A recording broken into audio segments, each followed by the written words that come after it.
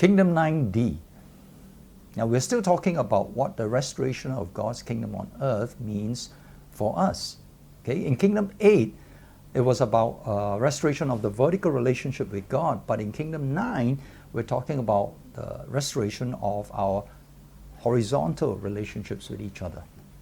Okay, and now that we've gone through Kingdom 9A, B, and C, let's go back to what Jesus meant when he confirmed with the legal expert that to have eternal life, we need to love God with all our heart, soul, mind, and strength, and love our neighbors as ourselves. What do you mean by that? Now, many people think that that is what the law of the Old Testament required in order for someone to have eternal life. Yeah, but people think, oh, but now that Jesus has died, okay, after he died, salvation is, no longer by works of the law, but by grace. And so the Luke 10 passage doesn't apply anymore. But, that's a wrong understanding. Those who think this way have got two things wrong. Okay, first, salvation, whether in the Old Testament or New Testament, has never been by works of the law. Okay, and Paul made that very clear in Romans and Galatians. Yeah, salvation has always been by the grace and mercy of God, and only by the grace and mercy of God. Right? Now, we don't have time to go into all the passages in Romans and Galatians on what Paul said, but those who know their Bibles would already know that. Okay, so I won't go into it. But the second thing is this. Now, when Jesus talked about love, he was not talking about doing good works in order to qualify for salvation. As I've already mentioned in Kingdom 9B, when you do something good in order to earn merit for yourself, that's not love, right? That's not loving others, that's loving yourself. So what did Jesus actually mean when he confirmed with the legal expert that you have to love God with all your heart, soul, mind, and strength, and love your neighbor as yourself to have eternal life? I think the key to understand what Jesus meant is to first understand what love is. You see, what happens when you love someone and that person loves you in return? When two persons are in love with each other, their hearts are joined together as one. Yeah? You become one with the person that you love. Now, what happens when you love God? When you love God, you become one with Him.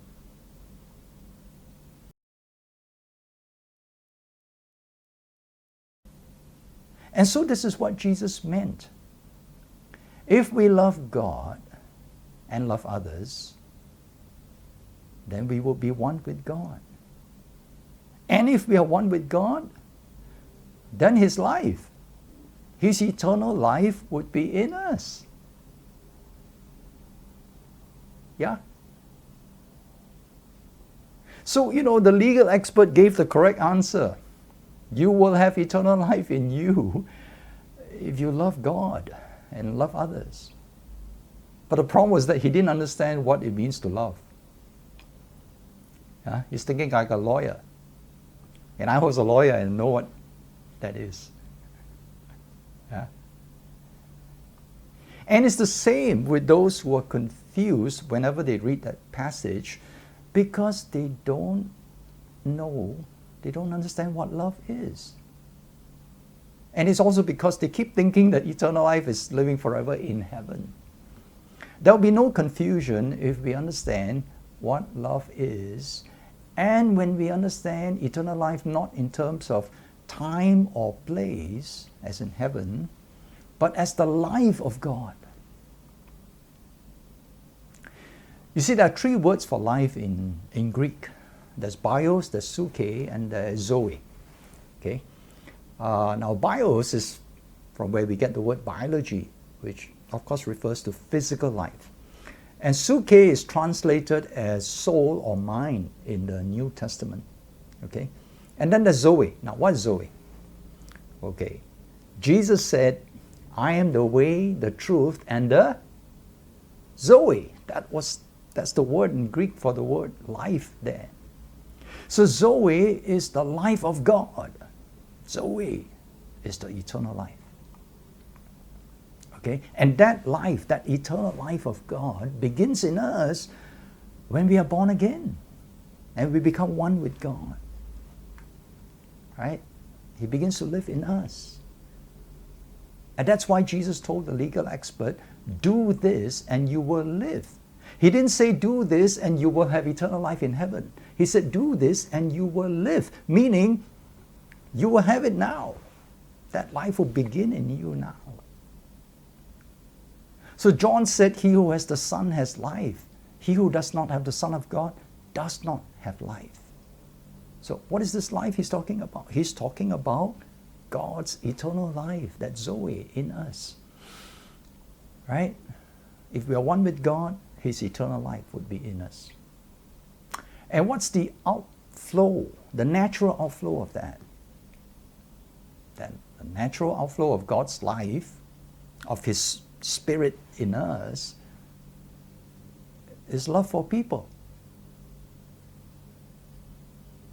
That's why in 1 John 3:14 and 19, John told us this is how we know we have passed from death to life. And this is how we know we belong to the truth. When we love. Because love is the evidence that God is living in us.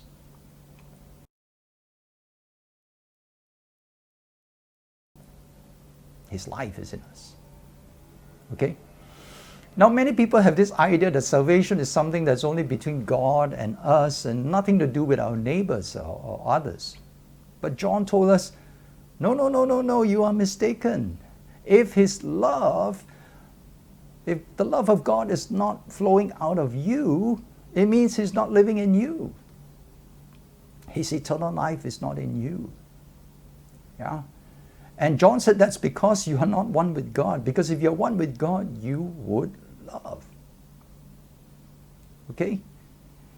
And there will also be no confusion if we understand that salvation is not from hell to heaven, but from Satan's kingdom to God's kingdom. Remember Colossians 1:13, which I talked about in Kingdom 2b, right? And what does it mean to be in God's kingdom? It's a kingdom of love. Let me end by repeating a crucial statement that I made at the start of Kingdom 9a. You see, when we separated from God, and instead of centering on God, we started centering on ourselves and became self-centered. Because of our self-centeredness, we also separated from each other. So what did Jesus come to do? Now all the Christians know Jesus came to reconcile us back to God so that we would become one with God.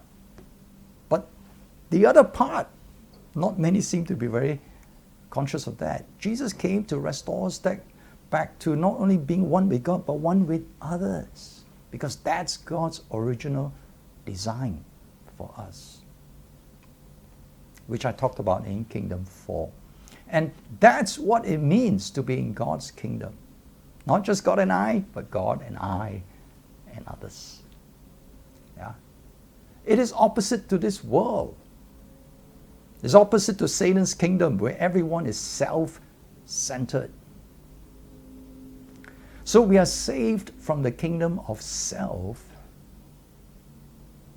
to be in God's kingdom of love.